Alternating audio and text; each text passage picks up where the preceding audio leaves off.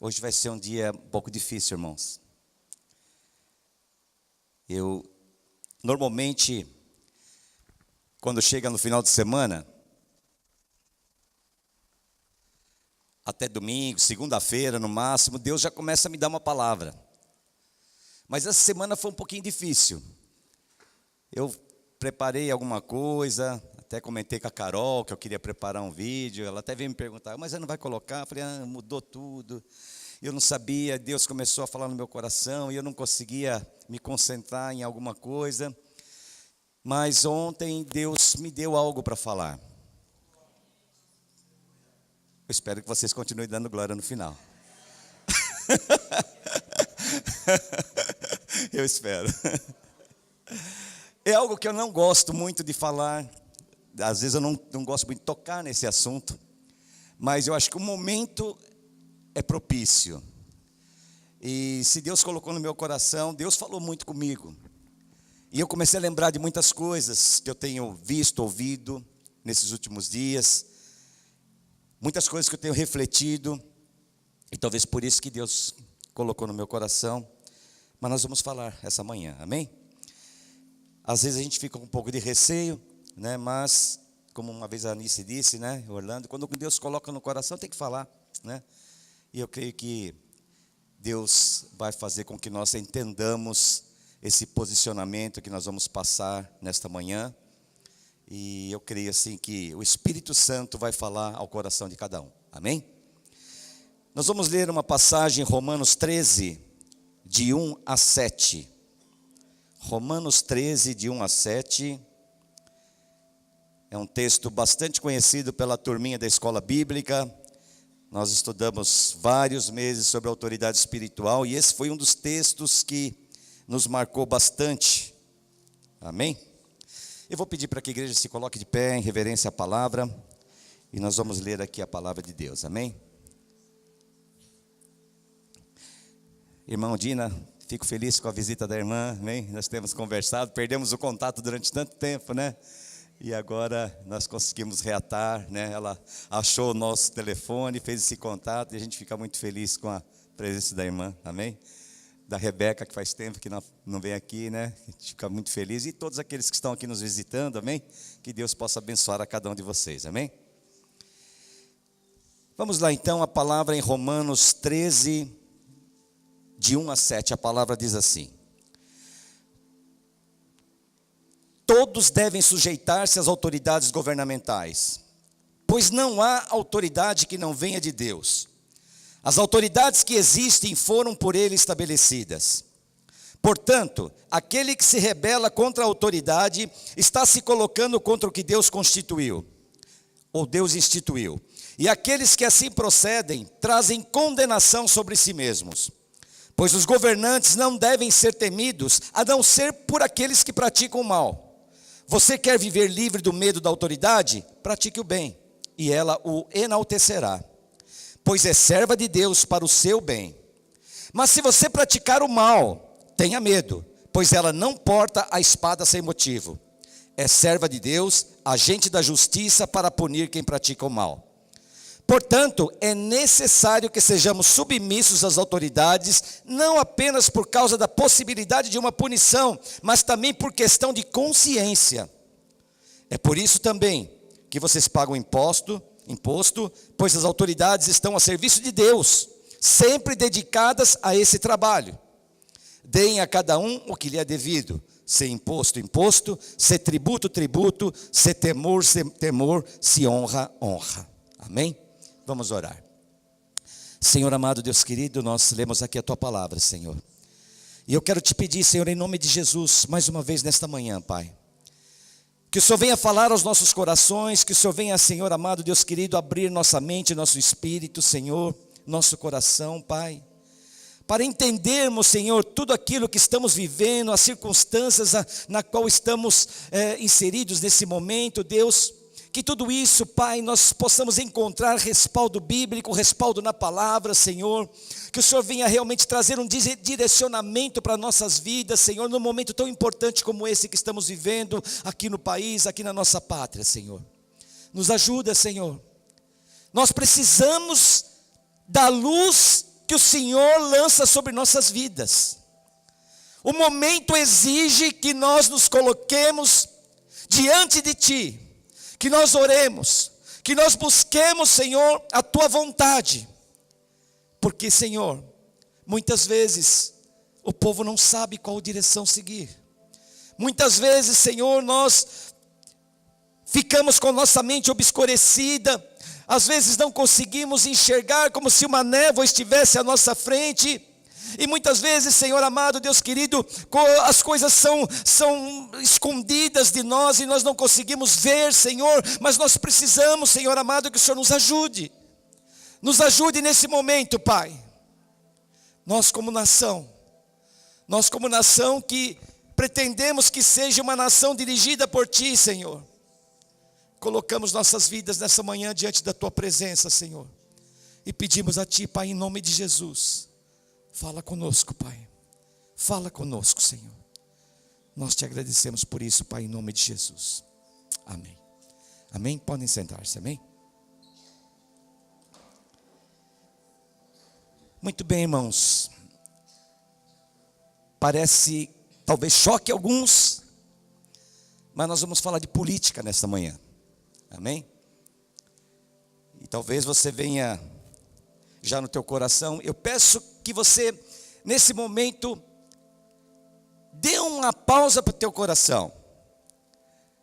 Não trabalhe no teu coração com radicalismo. Porque às vezes o nosso primeiro impulso é esse. Meu Deus, o que é isso? Isso é heresia. Vai falar de política agora em público, em púlpito. Eu não vou fazer comício aqui, irmãos. Eu vou falar algo da parte de Deus. Eu vou falar algo que Deus colocou no meu coração. E que Deus me mostra na palavra a vontade dEle para nossas vidas. Deus falou comigo. Eu creio que Deus vai falar com muitos de vocês. Talvez nem todos. Vocês são livres, têm um livre-arbítrio. Nós cremos no livre-arbítrio, amém? Então nós vamos falar um pouquinho sobre esse ponto tão conturbado e tão polêmico, né? Para nós que somos cristãos, que estamos numa igreja, que é falar de política. Mas que é algo que é inerente à nossa vida. Que é algo que faz parte da nossa essência, do nosso ser, da nossa existência. Nós como cidadãos, cristãos ou não, nós como seres humanos, que vivemos em sociedade, que vivemos no meio de pessoas, a política faz parte. A política faz parte no meio governamental, no meio estatal, ela faz parte no nosso meio profissional, ela faz parte até do nosso meio familiar. A política, na concepção do dicionário, o que o dicionário fala sobre política? Eu peguei só uma coisinha muito rápida aqui, diz o seguinte: é a ciência do governo dos povos. Política é a ciência do governo dos povos. Então, ela é uma ciência que trata do quê? Do governo dos povos. É a direção de um Estado e determinação das formas da sua organização. Como se organiza um Estado. É um mecanismo de orientação administrativa de Estado. Um conjunto de negócios do Estado de maneira a os conduzir. Prática de oferecer direcionamentos ou de exercer influência no modo de como algo, seja partido, opinião pública ou etc., devem agir. É o ramo das ciências sociais que trata do governo e das organizações. Amém? Isso é política. É algo simples, não é nada complicado. Mas aí vem uma questão interessante, e que a gente tem visto muito isso nas nossas redes sociais. E eu lanço uma pergunta aqui, mas por que os cristãos não estão, pregando o evangelho, em vez de ficar discutindo política no Facebook? E muitas pessoas pensam assim. Mas por que evangélico, cristão, agora está inserido no Facebook e não para de falar de política, em vez de estar pregando o evangelho? E eu digo para vocês, isso é falácia. Isso é um engano. Esse raciocínio é falso. E nós vamos ver o porquê disso. Hoje, só fazendo um parênteses, nós vivemos o que nós chamamos de secularização da coisa pública. O Estado, ele está fazendo de tal forma que está havendo proibição de manifestação de qualquer coisa que seja relacionada à religião. Então, nas escolas, quando antes você tinha, de repente, um crucifixo lá, você não pode ter mais. Hoje é proibido. Quando algumas escolas oravam durante o início da aula ou nas classes, não pode mais, é proibido. Então, tudo aquilo que tinha a ver com religião, não especificamente a religião cristã, mas qualquer religião, hoje é proibido. O Estado, então, está secularizando. Está querendo tirar tudo que é símbolo, tudo que denota algo que possa remeter a um pensamento religioso, ele quer tirar. Amém? Aí eu faço uma pergunta agora.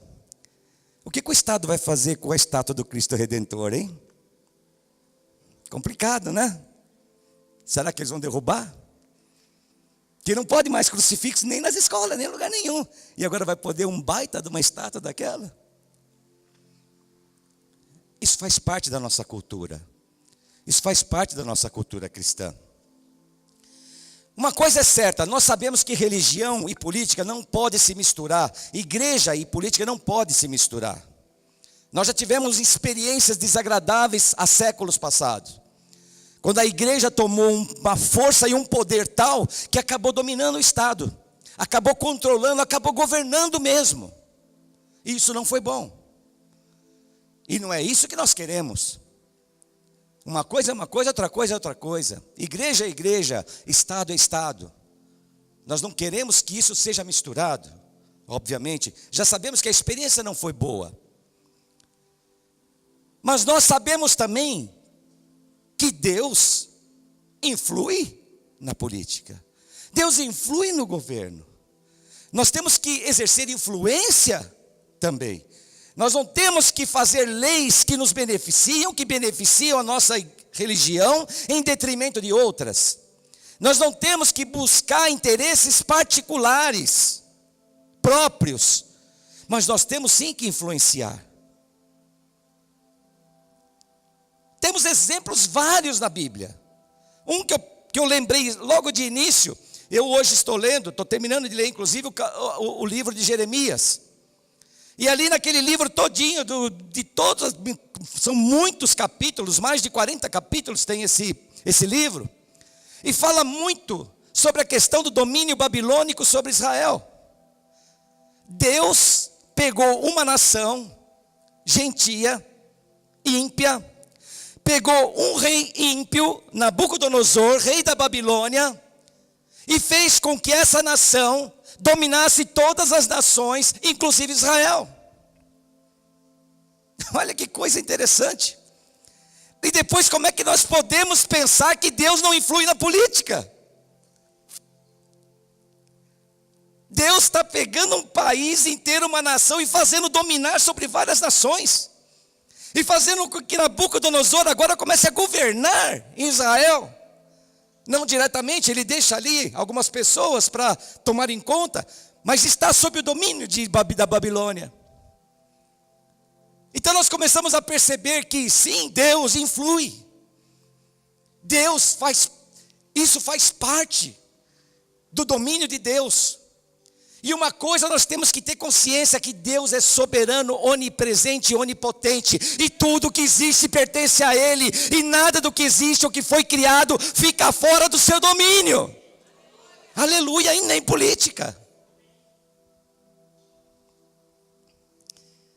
Toda autoridade é instituída por Deus. Toda ela. O presidente que vai ser eleito agora, que vai tomar posse no dia 1º de janeiro, vai ser uma autoridade instituída pelo nosso Deus. Seja ele qual for, vai ser Deus que vai instituir. No versículo 1 desse texto que nós lemos ali diz: todos devem se sujeitar às autoridades governamentais, o presidente. Pois não há autoridade, não existe autoridade que não proceda de Deus. E como que nós temos coragem de pensar que a política não tem nada a ver com Deus? Amém? Se o próprio presidente, se o vice-presidente, os senadores, deputados federais, deputados estaduais, vereadores, prefeitos, governadores, todos são autoridades que Deus institui, Deus delega.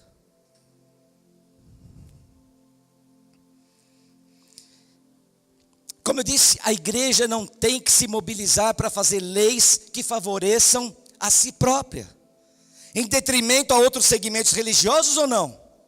Porém, nós temos que influenciar, no sentido de não permitirmos que leis sejam sancionadas com objetivos de destruírem os princípios nos quais nós cremos. Nós como igreja, nós como cristãos, que eu creio e tenho fé nisso, que muitos vão estar lá nos representando no parlamento. Nós não queremos que façam leis que venham nos beneficiar como grupo fechado.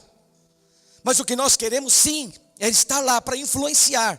E não deixar que homens que não professam a mesma fé que nós, venham criar leis que venham se contrapor aos nossos princípios éticos morais. E nós temos que lutar por isso.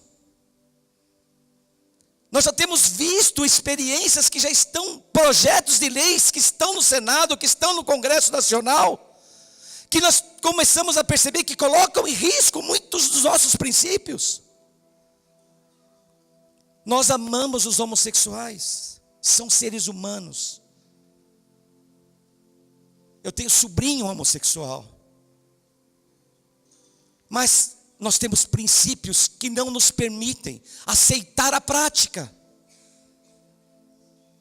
Agora, como que nós de repente vamos ter que celebrar um casamento de um casal homossexual? Porque existem leis que estão sendo preparadas para isso. Nós não aceitamos a tão famigerada ideologia de gênero. Mas existem leis já lá engatilhada, pronta para ser deflagrada. E os nossos filhos vão ter que começar a aceitar isso. Ou nós vamos ter que aceitar isso, como? Como que nossos filhos vão estudar? Eu não sei se vocês sabem, irmãos, mas já está havendo um movimento muito forte de pais, principalmente cristãos, que estão lutando junto ao Congresso, para poder ter o direito de educar os seus filhos em casa. Estão sendo barrados, estão sendo contestados por isso, mas estão lutando, porque sabem e têm consciência da ameaça que os espera. Mas é o caminho correto? Não, não é o caminho correto. Nós não podemos nos acovardar, nos omitirmos e nos escondermos. Nós temos que influenciar. E isso é política. Isso faz parte da nossa vida. A fé, ela é individual, mas ela não pode nos impedir de manifestarmos publicamente com relação aos princípios bíblicos. Nós temos a nossa fé individual, mas o fato de termos uma fé individual, isso não pode nos impedir de manifestar publicamente os nossos princípios, que são regidos pelas leis de Deus, do nosso Deus.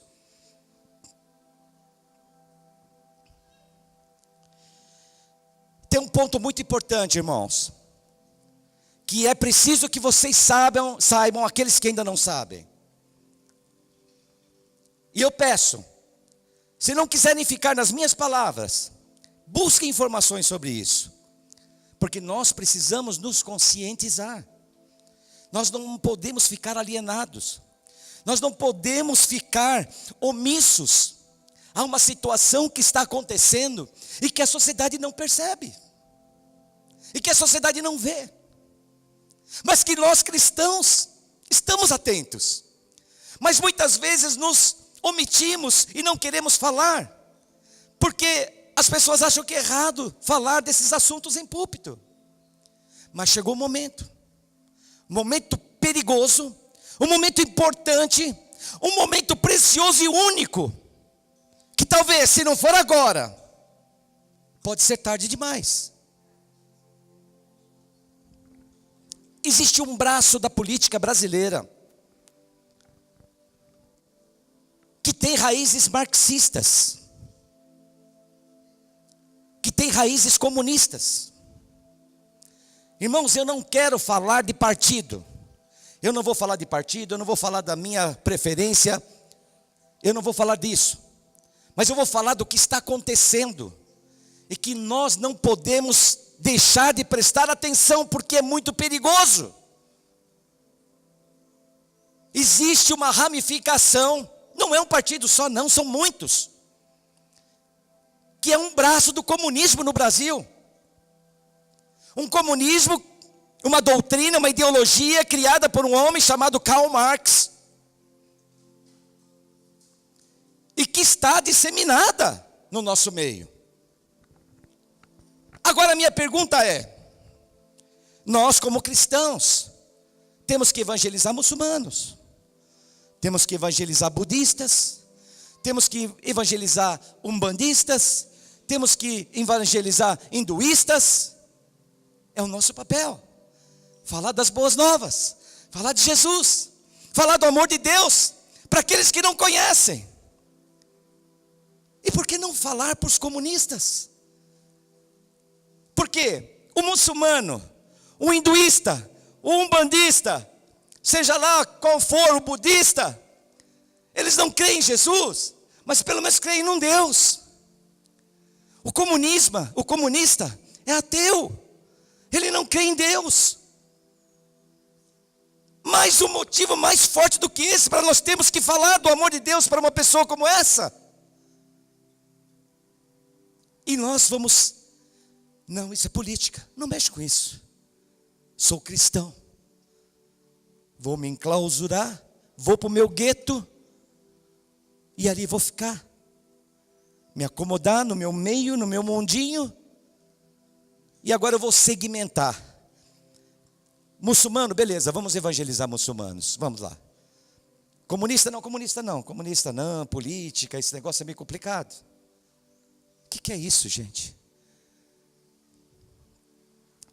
Existe um depoimento aqui, muito curtinho, de um ex-comunista, que diz o seguinte: após 6 meses de crise intelectual, dobrei meus joelhos diante de Deus.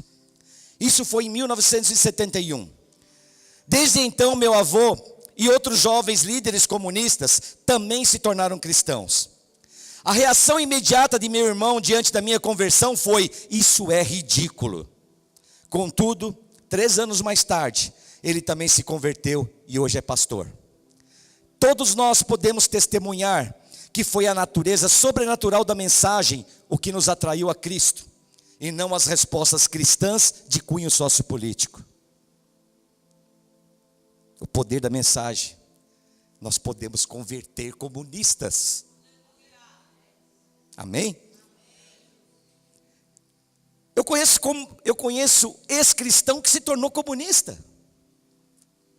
E eu creio que muitos aqui conhecem, nós que viemos da igreja Batista dos Povos, a gente conhece, grande amigo nosso, que foi uma dor no nosso coração, pessoa hiperinteligente, cristão, desacreditou, apostatou da fé, se tornou ateu, não se tornou comunista, graças a Deus, mas se tornou ateu. Então por que não convertermos um ateu em um cristão? É a nossa função, é nós que temos que fazer isso. A relação entre o cristianismo e a política. Fazer o bem é influenciar para o bem as leis e políticas. Nós como cristãos queremos fazer o bem. E na política, como que nós fazemos o bem? Influenciando para o bem as leis e políticas. Influenciando as pessoas que estão ali no Congresso, no Parlamento, a se atentarem para outras direções, talvez diferentes daquelas que eles trilham, para que o bem seja estabelecido, não só para nós, mas para todos. É óbvio que nós queremos preservar os nossos princípios, e temos que lutar por isso que temos que influenciar. Tem um grande teólogo, já falecido, chamado Wayne Grudem, muito conhecido no meio teológico, e ele desenvolveu um conceito que ele chama de influência expressiva. Influência expressiva. O que vem a ser influência expressiva? Aliás, o que não é influência expressiva? Uma influência expressiva não é imposição religiosa. Não é você querer obrigar as pessoas a terem a religião que você tem. Influência expressiva não é omissão. Não é você ficar omisso. Não é você deixar de influenciar. Influência expressiva não é você se retirar do governo. Não é isso. Influência expressiva não é dedicar-se exclusivamente ao evangelho. Nada mais importa, só evangelizar. Não é isso influência expressiva. Mas também influência expressiva não é se dedicar-se exclusivamente à política. Nós não podemos esquecer que a salvação não está no governo, a salvação está em Jesus Cristo. Então nós não podemos só nos dedicarmos a isso. Então o que vem a ser a influência expressiva? De acordo com o conceito de influência expressiva, os cristãos devem procurar influenciar o governo civil, conforme os padrões morais de Deus, e conforme os propósitos de Deus para o governo revelados na Bíblia e devidamente compreendidos. Esse é o nosso papel, influenciar. Talvez hoje nós não tenhamos políticos cristãos que realmente influenciam. Talvez hoje nós não tenhamos tido a felicidade de colocarmos lá no Congresso cristãos que realmente influenciam. Eu não estou julgando, talvez tenham alguns que são bons, eu não estou dizendo isso. Mas talvez não tenha, infelizmente não tenha. Mas a culpa de quem é? É nossa. A culpa é nossa. Aqueles que estão lá no Congresso, estão lá porque nós colocamos lá. Infelizmente hoje a igreja parece que ela está mais para produzir cantores gospels, grandes oradores, guitarra gospel, bateria gospel, púlpito gospel. Parece que nós criamos um mercado gospel, criamos escolas gospel, evangélicas, cristãs, criamos hospitais cristãos e começamos a nos fechar. A nos fechar num mundo que parece que não vivemos nessa pátria, nesse Brasil, que é muito maior do que isso, que é imenso, que tem vários setores, vários segmentos, e nós não estamos entrando em nenhum lugar e não estamos influenciando ninguém. Estamos no nosso mundinho.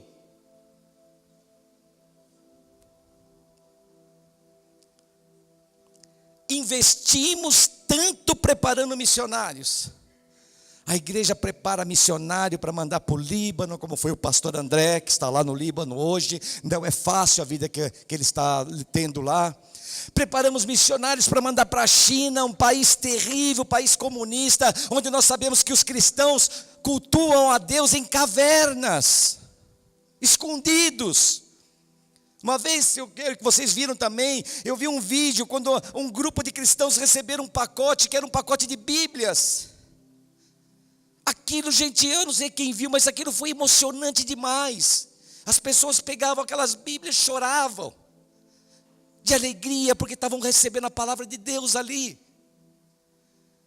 Vivem em cavernas, escondidos. E nós investimos, está certo, investimos em missionários para mandar para lá, para levar a Bíblia, para trabalhar nesse meio desses povos. Mas infelizmente, como somos bons missionários para isso, somos péssimos missionários intraculturais. Somos péssimos missionários quando tratamos de assuntos relativos ao nosso terreno, à nossa casa, à nossa cultura. Não fazemos nada para mudar isso. O comunismo está batendo na nossa porta, gente. Acordem. Uma ideologia demoníaca que não crê em Deus. Vocês entendem isso? Eu não quero falar de partido, eu estou falando de ideologia. Eu estou falando de algo que foi preparado, está sendo preparado para tomar conta desse lugar, desse país. Algo que é totalmente contra todos os nossos princípios bíblicos. E parece que nós não percebemos. Temos que ser o quê? Sal da terra e luz do mundo. Aleluias! Somos sal da terra e luz do mundo. Temos que influenciar, temos que mostrar a que viemos, temos que mostrar quem nós representamos aqui nessa terra. Não podemos nos omitir. Deus é Senhor de tudo.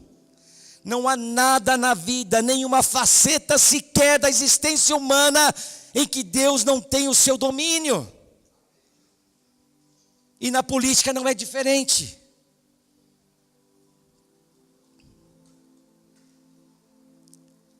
Tem uma citação de Abraham Kuyper. Foi um pastor, teólogo, ministro na Holanda. Assumiu cargos muito altos no governo holandês. E em 1880, por ocasião de inauguração da Universidade Livre de Amsterdã, ele disse o seguinte: na extensão total da vida humana, não há 1 centímetro quadrado sequer, acerca do qual Cristo, que é o único soberano, não declare: isto é meu. Abraham Kuyper, em 1880, ministro holandês, teólogo e pastor. Tudo pertence ao Senhor, tudo pertence a Ele. Dessa forma, quando os cristãos discutem política e fazem isso motivados pelo desejo de que as pessoas sejam ensinadas na verdade, quando nós discutimos políticas, na expectativa de que as pessoas sejam ensinadas sobre a verdade, sejam libertas da tirania, das mentiras e do plano de poder de filosofias políticas malignas, estamos fazendo sim a obra de Deus. Estamos fazendo a obra de Deus. Quando nós cristãos discutimos, falamos e escrevemos, expondo uma visão de mundo solidamente fundamentado na Escritura, nós estamos sim honrando a Deus. Isso também é fazer a obra do Senhor. Talvez num campo que nós não estejamos acostumados, mas isso é fazer a obra de Deus. A partir do momento que nós nos colocamos numa posição de defender os nossos princípios, que são princípios bíblicos, que são princípios morais e éticos, princípios que o Senhor Deus nos deixou revelado em sua palavra. A partir do momento que nós começamos a fazer isso, nós estamos fazendo a obra de Deus.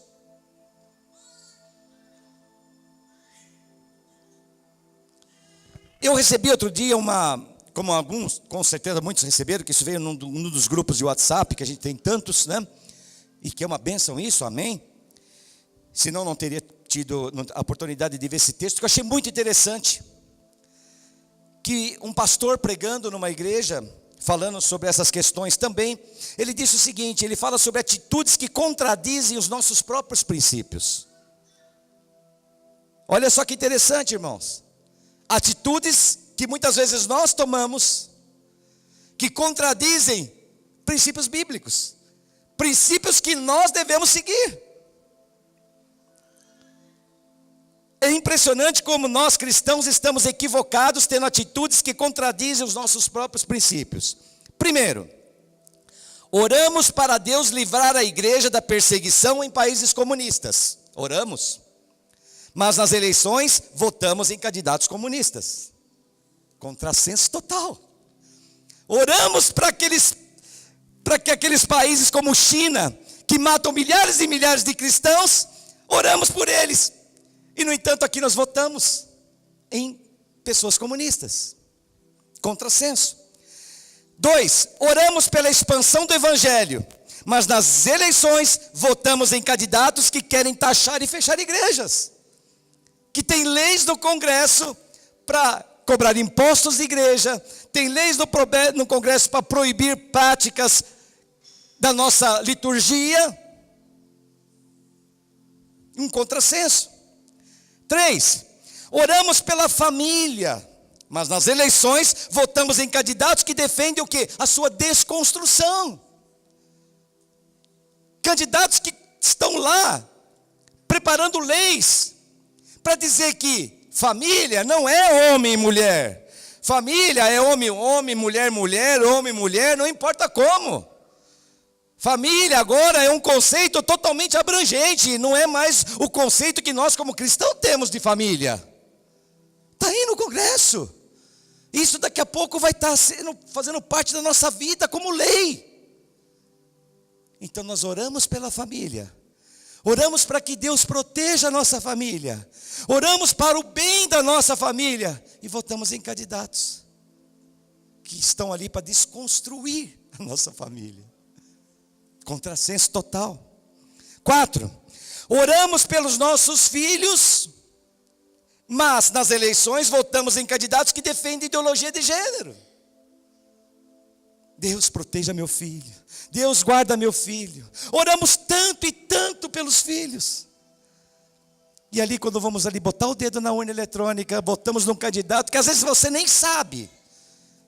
Foi candidato que até já colocou uma lei no Congresso para ser aprovada sobre ideologia de gênero. 5, oramos pela libertação dos drogados. Oramos pelos que são envolvidos com drogas, filhos de muitas pessoas. Oramos por essas pessoas, mas nas eleições votamos em candidatos que defendem a liberação das drogas. Total equívoco. Parece que nós estamos viajando na maionese, gente. Não é possível um negócio desse. Eu vou falar agora um pouquinho.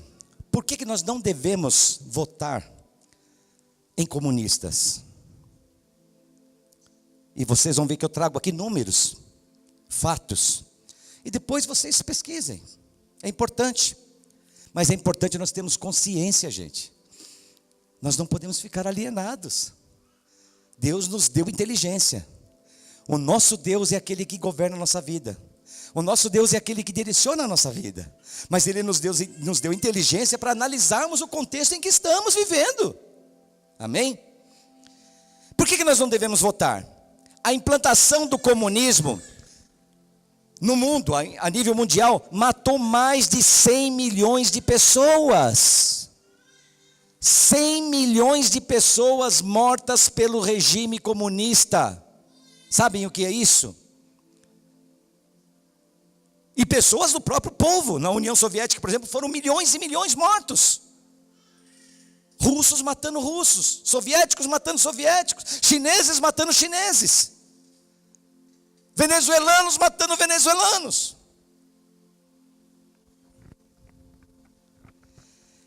Karl Marx, o idealizador dessa ideologia comunista, escreveu um artigo em 1853, que foi publicado no The New York Daily. E ele dizia o seguinte: as classes e massas fracas demais para conduzir as novas condições de vida devem perecer no holocausto revolucionário. Gente, eu vou traduzir o que ele disse, o que esse homem disse. Que as classes, massas, grupo de pessoas que estejam fracas para conduzir, para levar em frente o regime comunista, que talvez não estejam muito firmes ali na ideologia, devem perecer no holocausto revolucionário. Sabem o que é o holocausto, né? Acho que a pilha está acabando. Sabem? Você sabe o que é o holocausto? O holocausto é massacre, sacrifício, genocídio. Isso é massacre. Lenin, que veio depois de Marx, foi quem colocou as ideias de Marx em prática, fuzilando todos que eram contrários a essa ideologia, a ideologia comunista. Stalin, outro soviético, matou 2,5 milhões de pessoas pela fome. A partir daí começou então o genocídio mundial. E eu vou apresentar os números aqui e vocês podem constatar a veracidade disso ou não, tá? 20 milhões de mortos na União Soviética. 65 milhões de mortes na China, no governo de Mao Tse-tung. 1 milhão de mortes no Vietnã. 2 milhões de mortes na Coreia do Norte. O número total de mortes pelo regime comunista chega à cifra de 100 milhões de pessoas. 100 milhões de pessoas mortas pelo regime. Para vocês terem uma ideia, para compararmos, todo mundo fala sobre o holocausto nazista. Terrível. Matou milhões de judeus. E nós somos enfáticos quanto a isso. Isso é crime. Isso é um crime contra a humanidade. Mas sabe quantos o regime nazista matou? 5,1 milhões. 5,1 milhões de pessoas contra 100 milhões mortas pelos regimes comunistas no mundo. Alguma coisa está estranha aí, não está não, irmãos? E hoje nós caçamos nazistas até hoje. Muitos foram pegos aqui, até no Brasil, América do Sul, Uruguai, Argentina. Estão sendo caçados ainda. Por um crime contra a humanidade, mataram 5 milhões. E esses 100 milhões? Por que isso não é um crime contra a humanidade? Por que nada acontece? O que está por trás disso? Nós vamos ver agora. Depois das tentativas de Lenin de implantar o comunismo de uma forma brutal, na força, não teve muito sucesso. Apareceu então uma pessoa chamada Antonio Gramsci, um italiano, que começou a implantar a sua visão de como poderiam colocar o comunismo em prática no mundo. Olha que interessante isso agora, irmãos. E a frase dele era o seguinte: não tomem quartéis, tomem escolas e universidades. Não ataquem blindados, ataquem ideias. Esse foi Antônio Gramsci. O comunismo começou a ser disseminado no mundo, agora não mais pela força. Agora criaram uma estratégia muito bem elaborada, seguida ao pé da risca, onde agora eles não atacavam mais quartéis, mas atacavam o quê? Escolas e universidades. Eles tomavam, escolas e universidades. Não atacavam mais tanques de guerra blindados, agora eles estavam atacando ideias. Por isso, e é por isso, gente, não é preciso pensar muito, nós somos inteligentes. Se nós começarmos a ver, de onde surgem os maiores defensores da ideologia comunista, marxista no Brasil, de onde surgem? Vocês sabem, das escolas. Isso foi muito bem planejado e muito bem feito. De tal maneira que hoje, eles estão se infiltrando de tal maneira que já tomaram conta da cultura brasileira, como da cultura mundial. Por isso que hoje o comunismo não é visto como uma ideologia, como o nazismo, considerado um crime de guerra, um crime contra a humanidade, desculpe. O plano dele, de Antônio Gramsci, era tornar as pessoas socialistas sem que elas percebessem isso. E é o que acontece. As pessoas se tornam socialistas, comunistas e nem se dão conta disso. Porque entram na escola, começam a aprender, aquilo é normal, é escola, é o caminho, essa é a ideologia, é isso que tem que ser seguido, é isso que temos que acreditar. E começa a infiltração. A mente das pessoas são trabalhadas, são transformadas ali pela educação. Os professores hoje que dão aula são aqueles que estudaram e foram doutrinados dessa forma.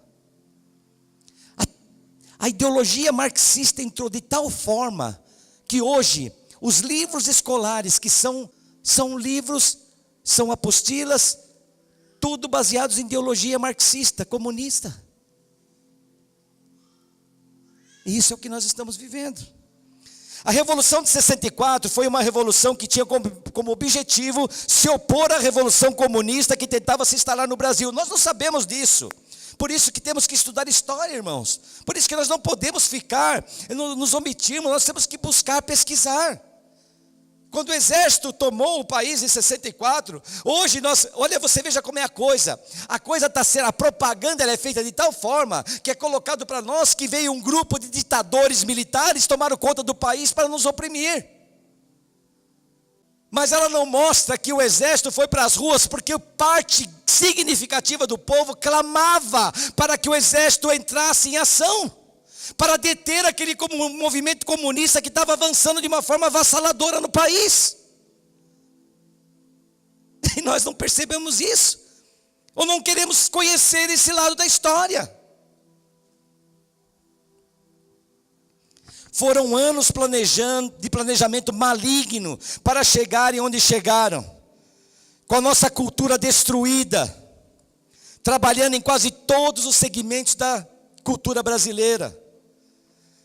Por isso que hoje você vê os maiores defensores do comunismo são artistas, são pessoas ligadas à arte, à cultura, porque foram formados dessa forma. Hoje o meio artístico brasileiro, que um dia foram manipulados para se tornarem o que são hoje manipulam.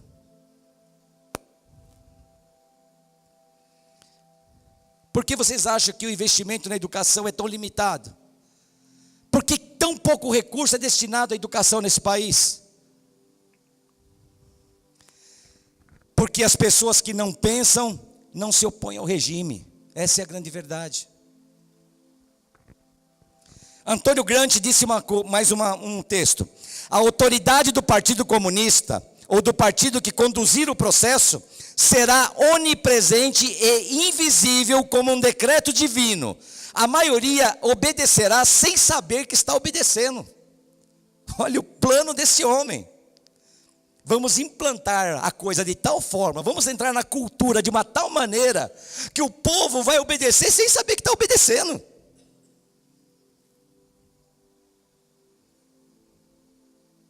Olhando um pouquinho para a história. Por que é tão raro nós encontrarmos políticos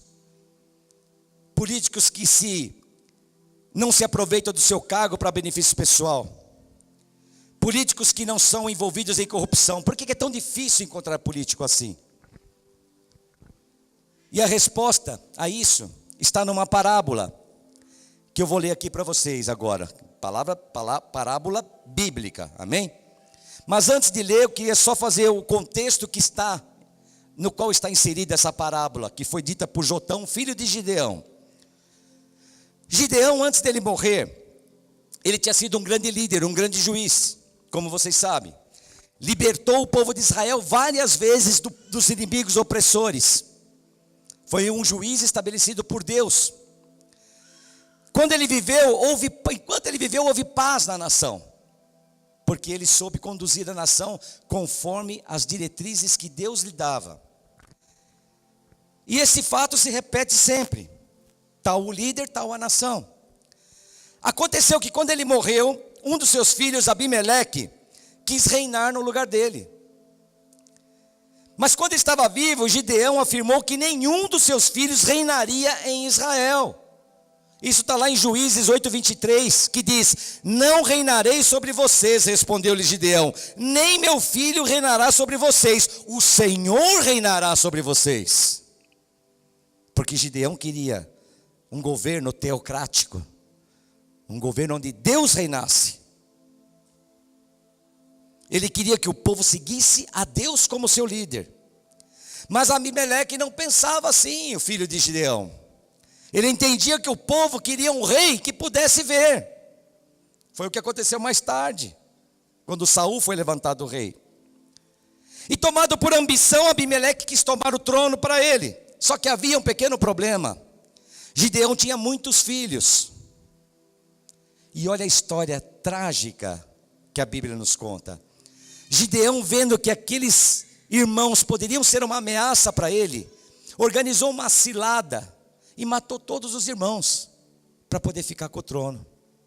E o único que escapou foi Jotão, o filho caçula. E Jotão escapou e contou uma parábola. E essa parábola está lá em Juízes capítulo 9, versículos de 8 a 15. E eu gostaria de ler essa parábola para vocês. Certo dia, as árvores saíram para ungir um rei para si. Disseram à oliveira: seja o nosso rei.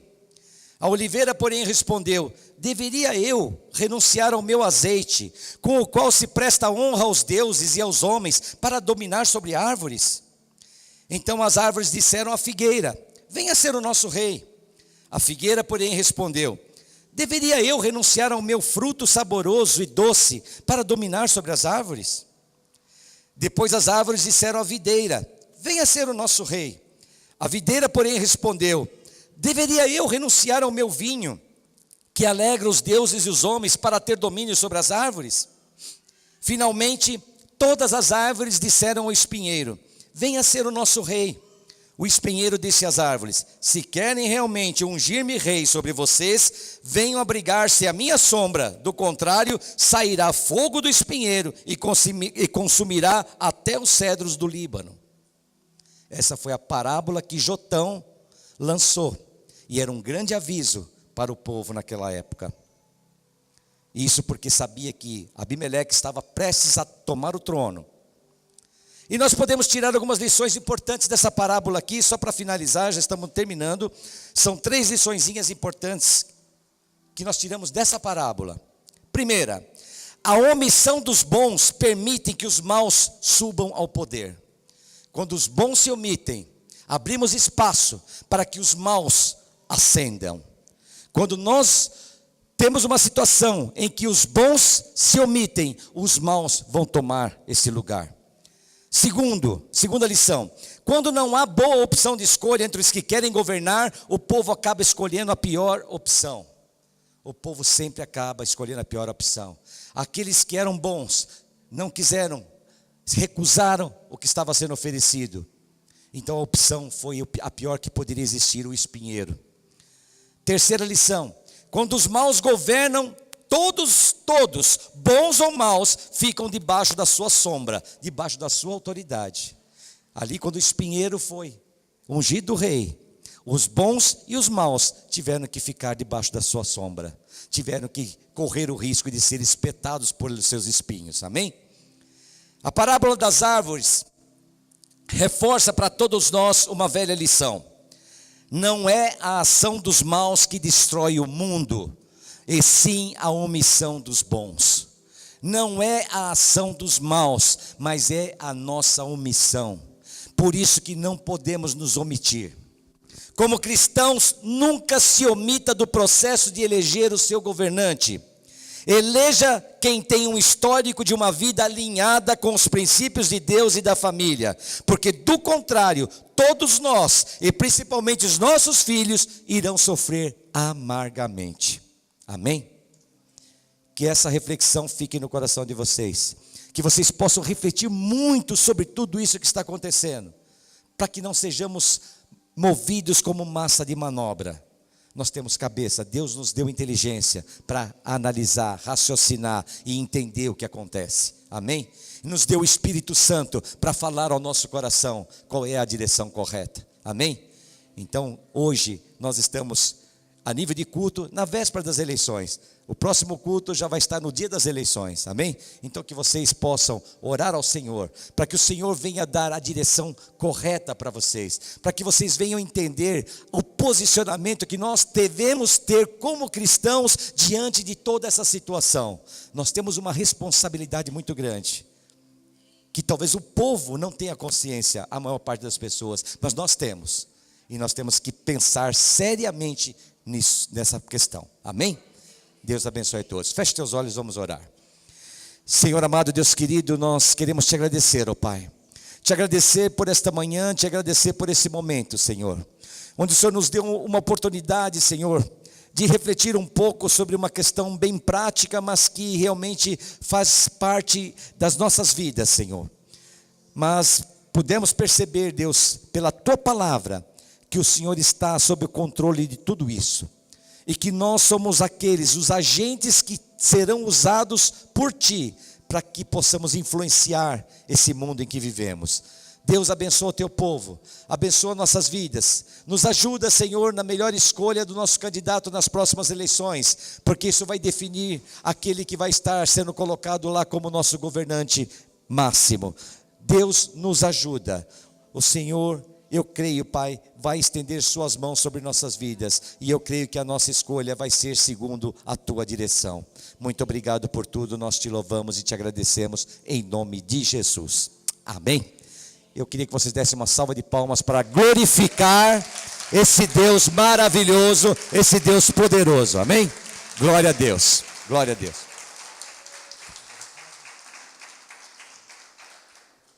Glória a Deus, vamos orar. Senhor amado, Deus querido, nós queremos te agradecer, ó Pai. Te agradecer, Deus, principalmente pela oportunidade que o Senhor nos deu de podermos estar reunidos aqui na Tua presença, te louvando, adorando, Senhor, o Teu santo e poderoso nome, Senhor.